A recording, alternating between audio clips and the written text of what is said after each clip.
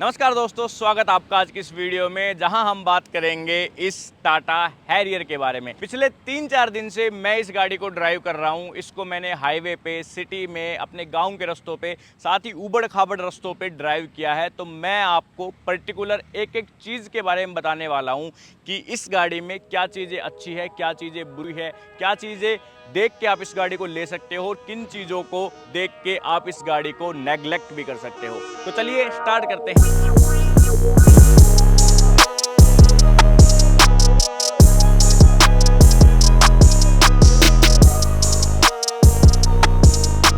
15,50,000 रुपए में इस गाड़ी का बेस वेरिएंट आपको मिल जाएगा, जो कि स्मार्ट के नाम से आता है। और ये जो वेरिएंट हमारे पास आज है, ये है इसका फियरलेस प्लस मैनुअल ट्रांसमिशन, जिसका प्राइस आपको लगभग पड़ने वाला है 24.5 लाख रुपए ex showroom. On road pricing की बात करें तो इस गाड़ी को आप 28 लाख रुपए में गुड़गांव हरियाणा में ले सकते हो मैनुअल ट्रांसमिशन के साथ। इससे ऊपर अगर आप ऑटोमेटिक लेना चाहते हो तो आपको 1.5 लाख रुपए देने पड़ेंगे।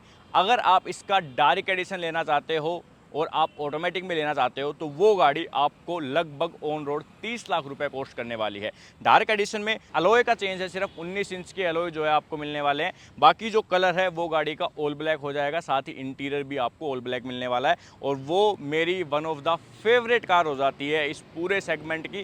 रोड प्रेजेंस जो आती है ना निकल के ब्लैक कलर की, वो गजब की है, कोई भी गाड़ी उसको मैच नहीं कर सकती। ये जो कलर आप देख रहे हो ये है इसका सनलाइट येलो, ड्यूल टोन में आप ये गाड़ी देख रहे हो। अब बात आती है इसके कंपटीशन की, तो XUV 700 है इस गाड़ी का कंपटीशन। और XUV 700 का भी top end variant manual transmission के साथ आपको इतने ही रुपए कॉस्ट करेगा। बट हैरियर के फेवर में दो चीज़ आती है। पहली तो इस गाड़ी पे आपको डिस्काउंट मिल जाएगा, और दूसरी इस गाड़ी की अवेलेबिलिटी जो है वो आपको जल्दी हो जाएगी। XUV 700 की तरह आपको वेट नहीं करना पड़ेगा। बाकी अगर आप फीचर वाइज भी देख रहे हो तो हैरियर आपके लिए काफ़ी सारे फीचर्स जो है वो लेके आती है। फ्रंट से इस गाड़ी को आप देखोगे तो आपको गाड़ी काफ़ी चौड़ी लगने वाली है, और ये इस सेगमेंट की सबसे चौड़ी गाड़ी है भी।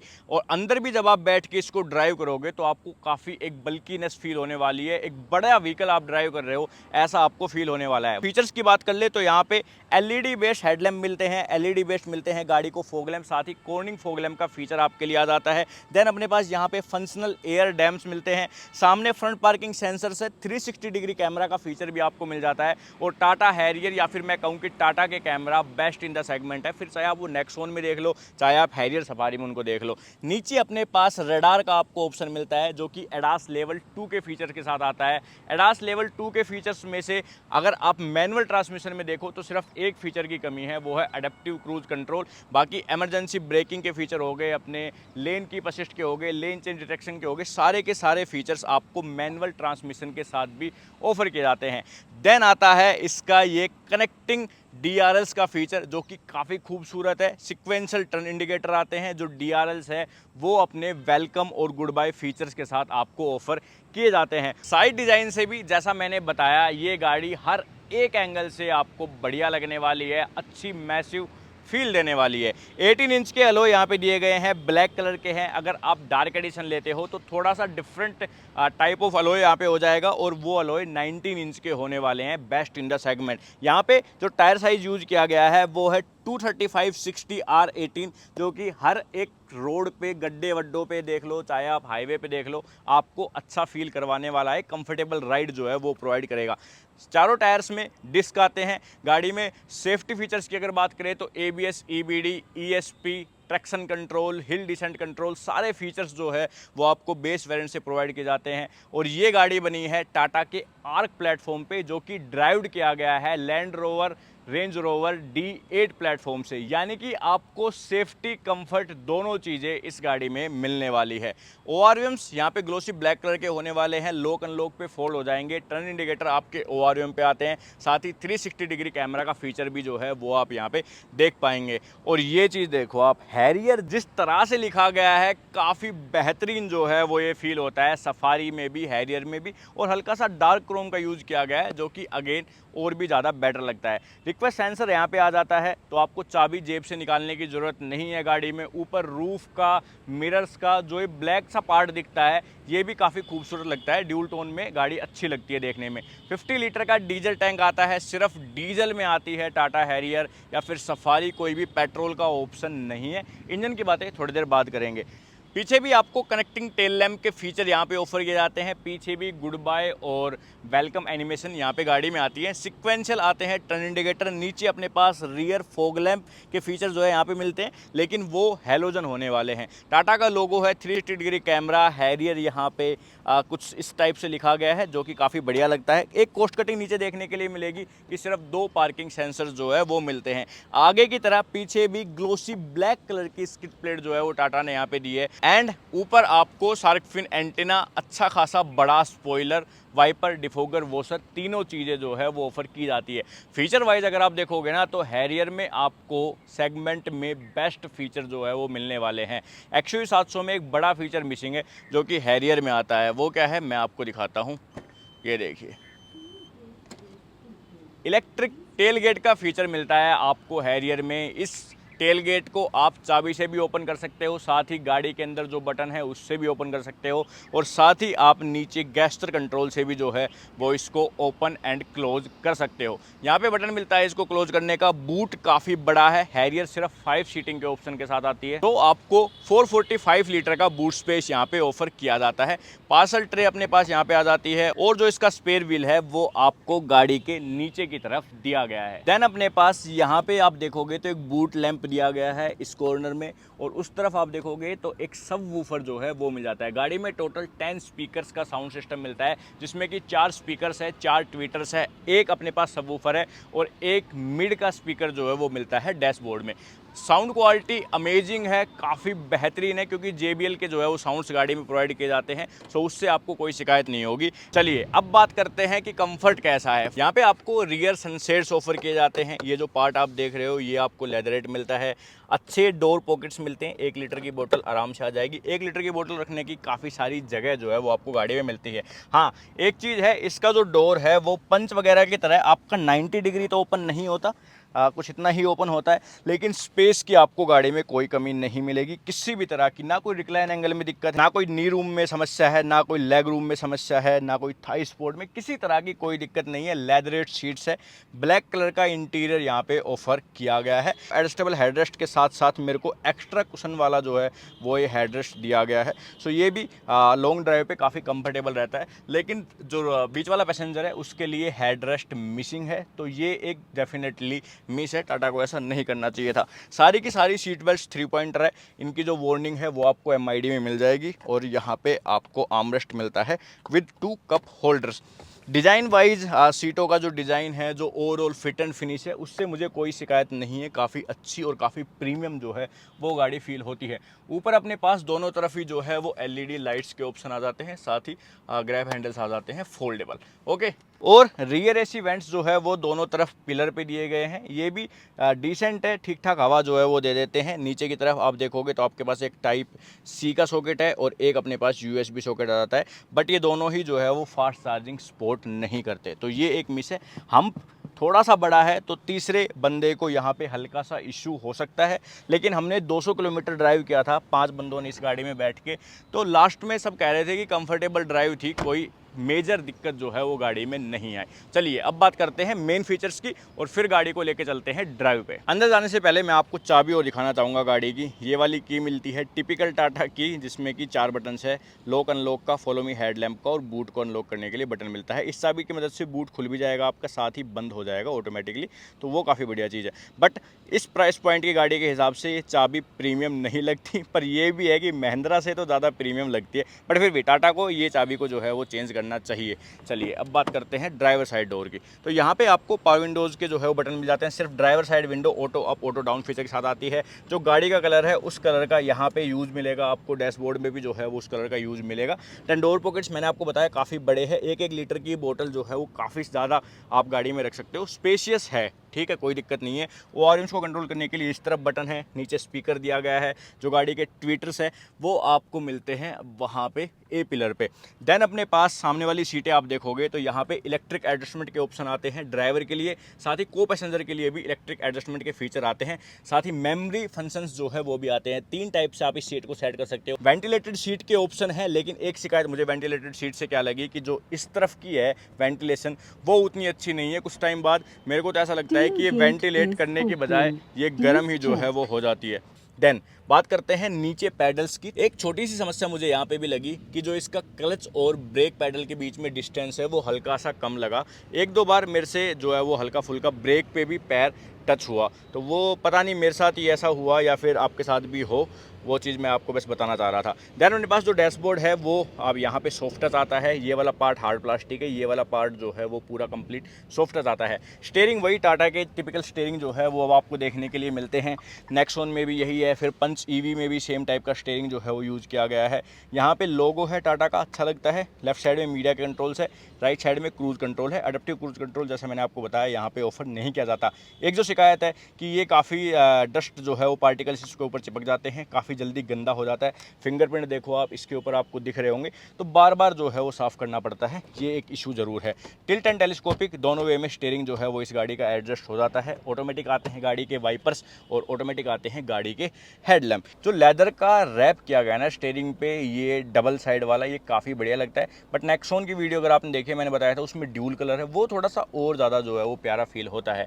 MID मिलती है 10.25 इंच की। काफ़ी सारी चीज़ें जो है यहाँ पे आप देख सकते हो। ड्राइवर असिस्टेंट के रिलेटेड जो है वो आप सारी चीज़ देख सकते हो, जिसमें कि आपको बेसिकली लेन वाला जो है वो पूरा हिसाब दिखाएगा। लेन डिपार्चर कर रहे हो तो वो सारी चीज़ें दिखाएगा।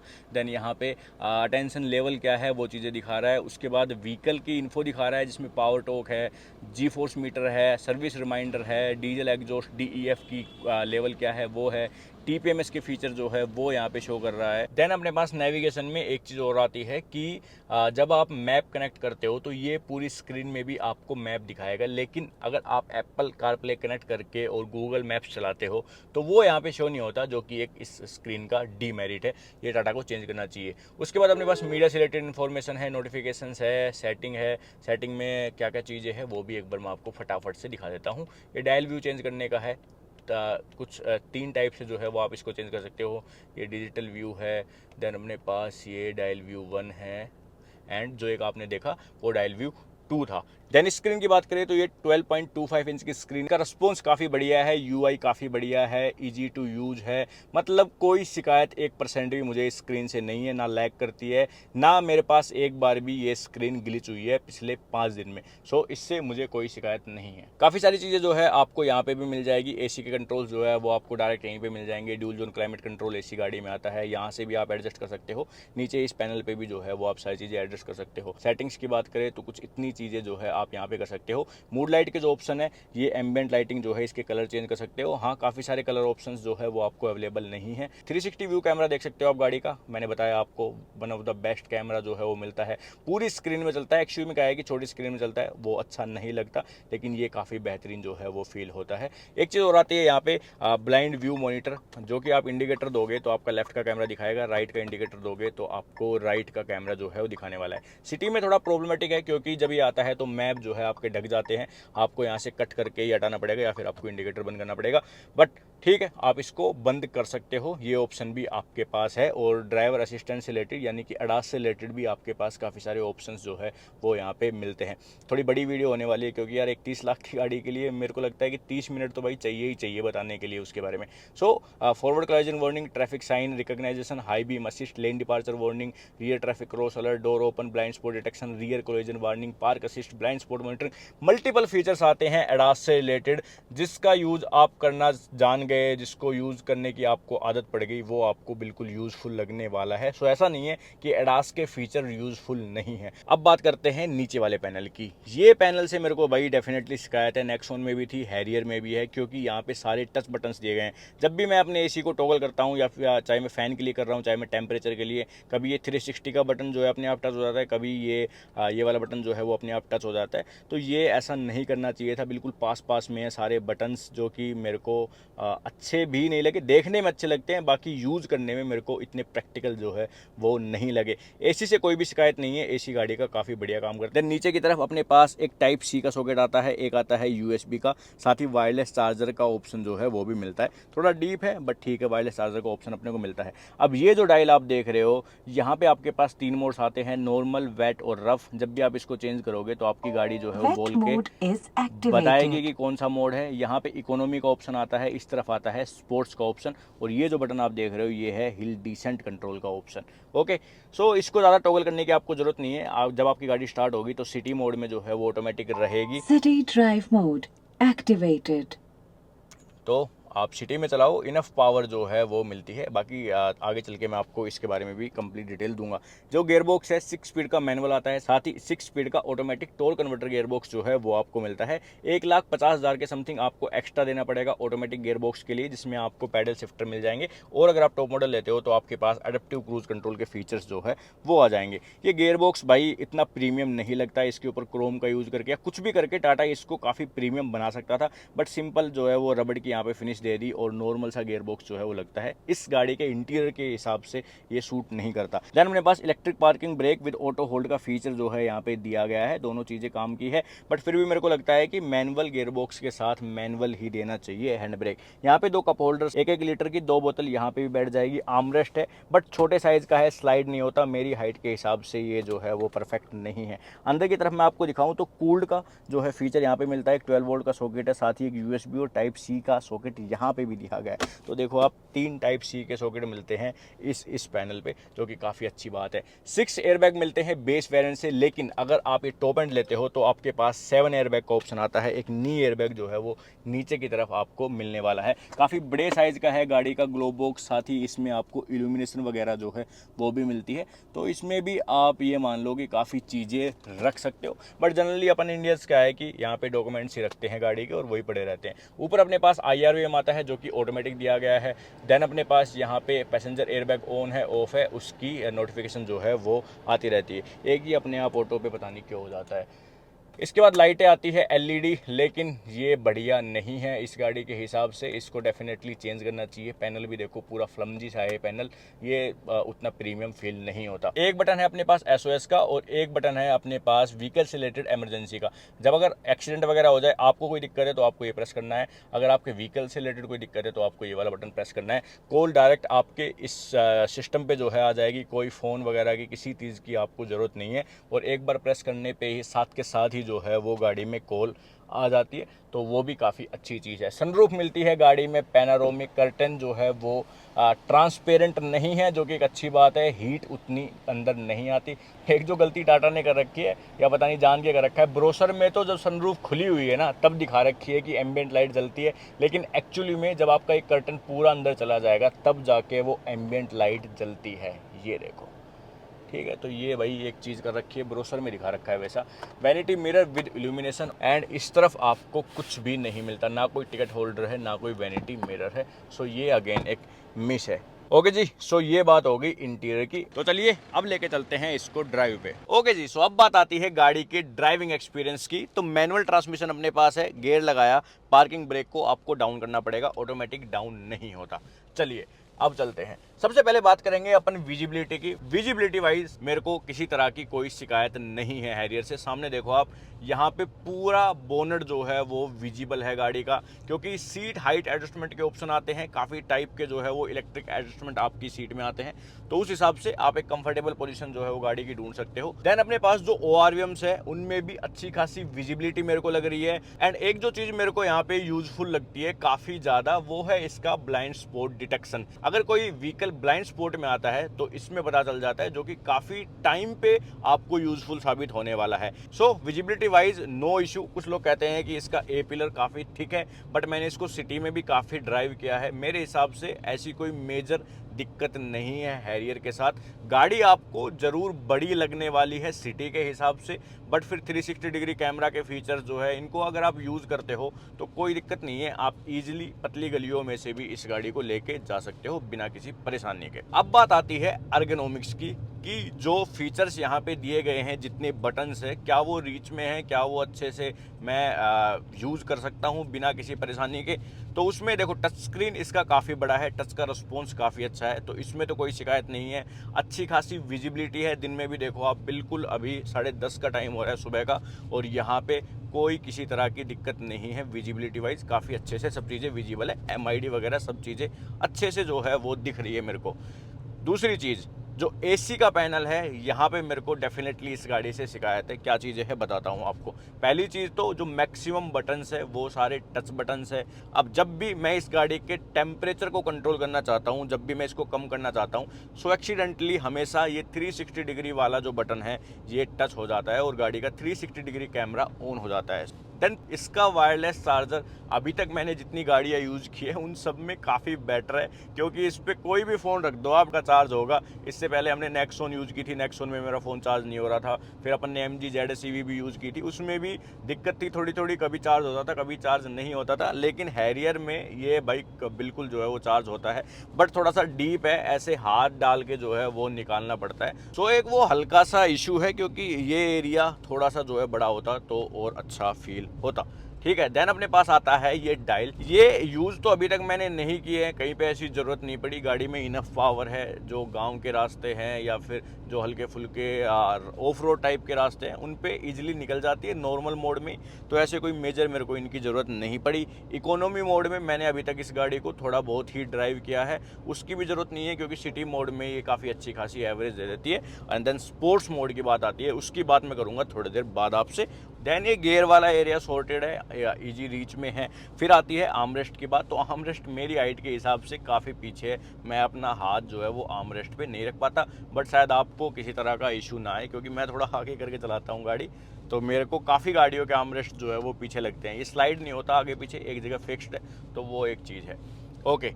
एक जो चीज़ मेरे को नेक्सॉन में फेस हुई थी कि उसका बार बार ये क्रूज कंट्रोल वाला बटन प्रेस हो रहा था, जब भी मैं गाड़ी को टर्न कर रहा था वो यहाँ से जो है वो दब जाता था।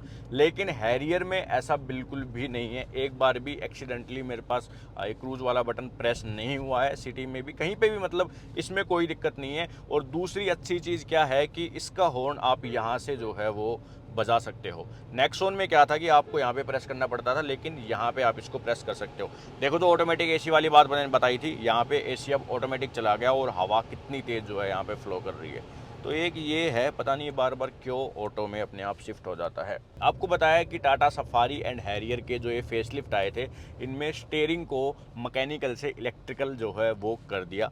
तो अब बिल्कुल स्टीयरिंग जो है वो एकदम आपको लाइट फील होने वाला है। जब आप स्पीड पे जाएंगे, जब आप हाईवेज पे जाएंगे, तो स्टीयरिंग में डेफिनेटली काफ़ी अच्छा वेट जो है वो यहाँ पे आ जाता है। जो इसका स्टीयरिंग है वो भी नेक्सॉन से थोड़ा सा जो है वो डिफरेंट यहाँ पे बनाया गया है। ये आप देखोगे तो ये 2 स्पोक एक्स्ट्रा लगाए गए हैं, तो ये भी बढ़िया लगता है। नेक्सॉन के कंपेरिजन में मेरे को इसका स्टीयरिंग ज़्यादा बेटर लगा।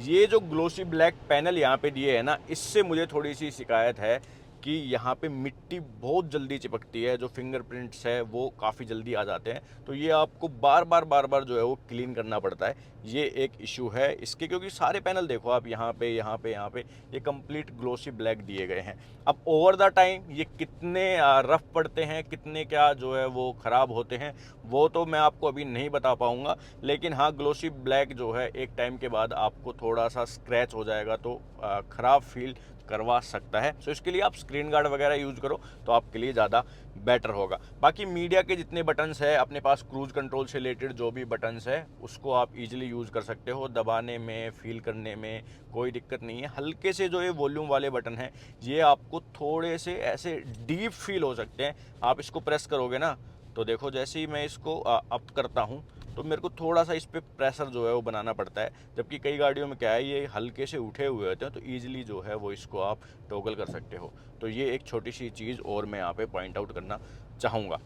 बाकी इसके अलावा स्टीयरिंग अपना टिल्ट एंड टेलीस्कोपिक दोनों वे में एडजस्ट हो जाता है, तो ठीक है। फीचर्स आपको लगभग सारे यहाँ पे ऑफर किए गए हैं। एक जो फीचर हैरियर के मैनुअल वेरिएंट्स में मिसिंग है, यानी कि ये टॉप मॉडल में, वो है कि एडप्टिव क्रूज कंट्रोल आपको एडास के साथ नहीं मिलता, मैनुअल ट्रांसमिशन के साथ। एंड अगर आप ऑटोमेटिक लेते हो तो आपके पास पैडल शिफ्टर्स जो है वो भी आ जाएंगे, तो वो दो चीज़ें एक्स्ट्रा हो जाएगी। नॉर्मल क्रूज कंट्रोल्स आपके यहाँ पे भी अवेलेबल है, साथ ही उसके अपने पास एडास से रिलेटेड लेन कीप असिस्ट और लेन चेंज डिटेक्शन वाले फीचर्स जो है वो भी आते हैं, काफ़ी बढ़िया से जो है वो काम भी करते हैं।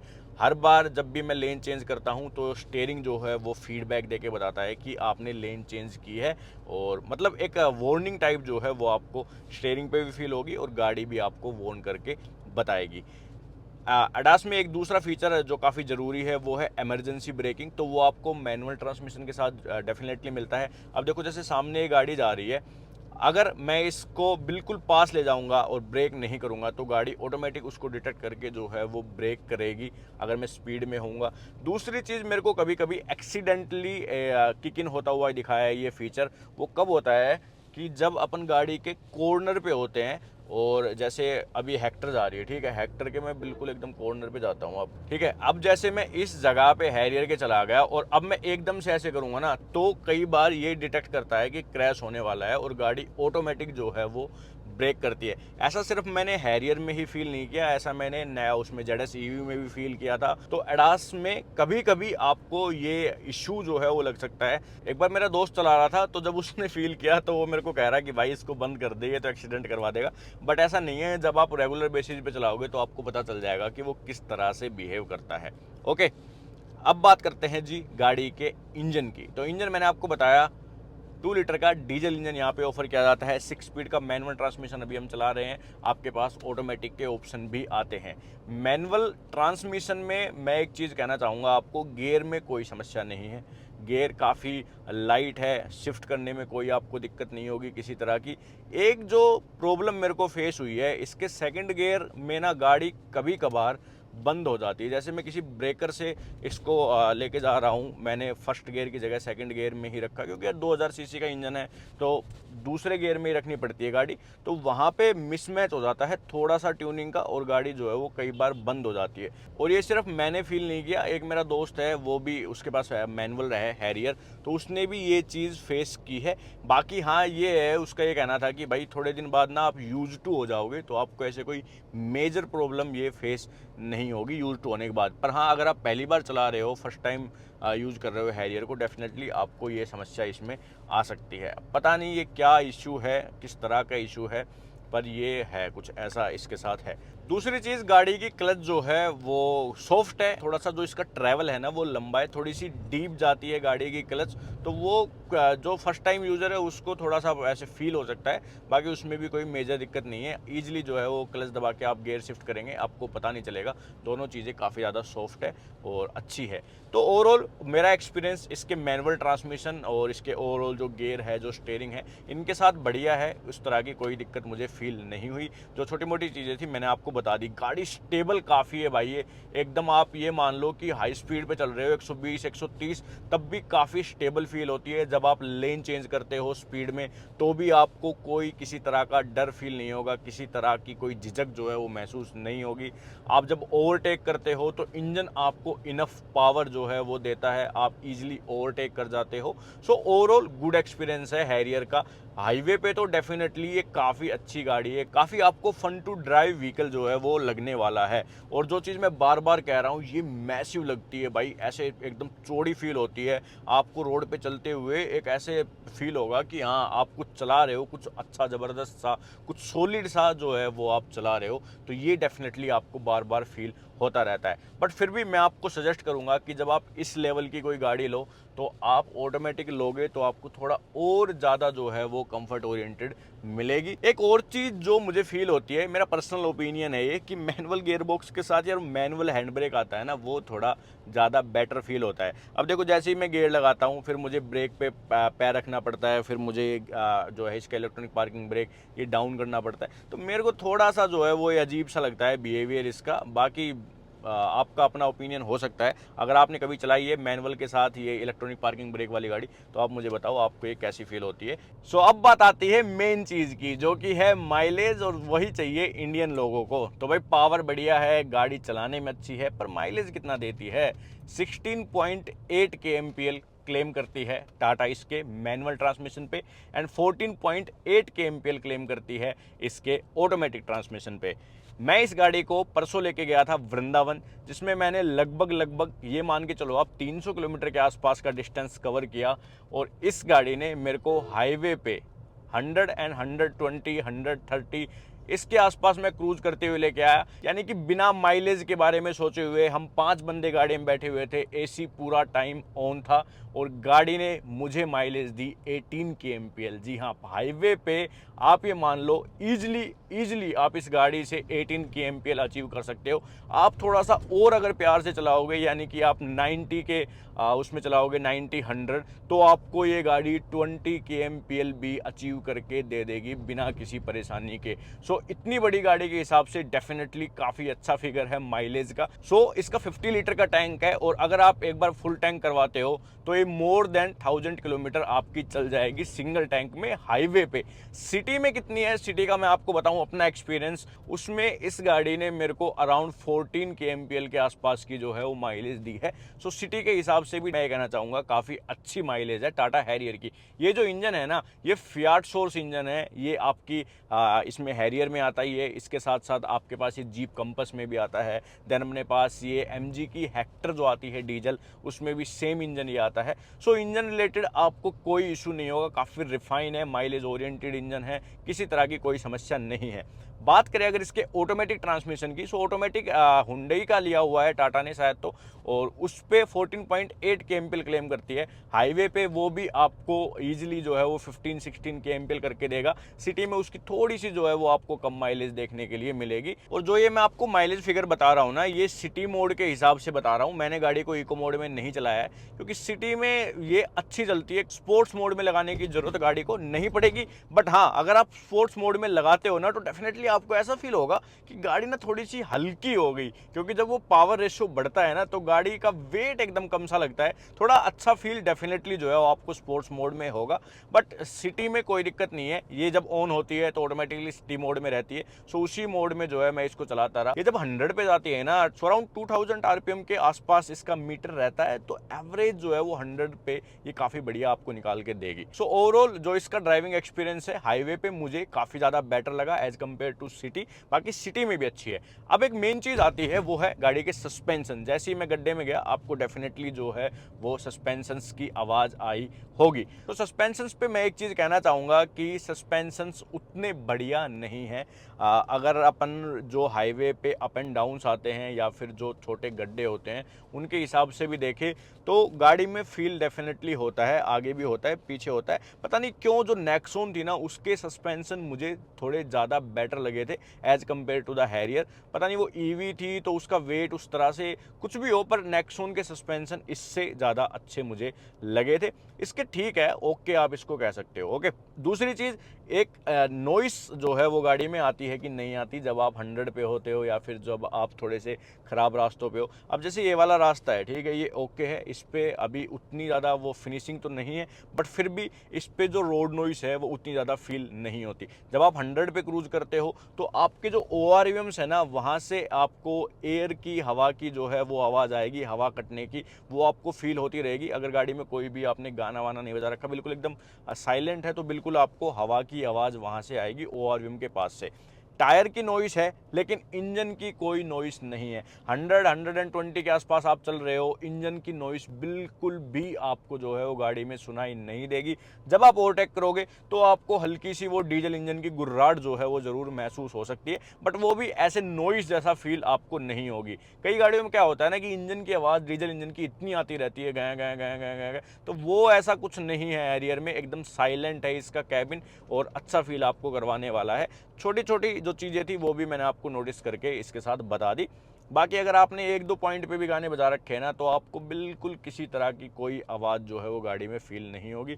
और हरमन का सिस्टम है, मैं तो कह रहा हूँ आप फुल पे बजाओ इसको, और भी ज़्यादा इंजॉय जो है वो आप अपनी ड्राइव को करने वाले हो। अच्छा, एक चीज़ और मेरे दिमाग में आई अभी, काफ़ी लोगों का कहना है कि ये जो है यहाँ पे टच होता है। तो देखिए, अगर आपकी हाइट 6 फीट है, आप सीट को जो है पीछे करके बैठते हो, तो डेफिनेटली जो है वो आपका ये घुटना यहाँ पे टच होने वाला है, आपको ये थोड़ा सा इरिटेट करेगा। बट मेरी हाइट 5 फीट 6 इंच है और मेरे हिसाब से कोई दिक्कत नहीं है।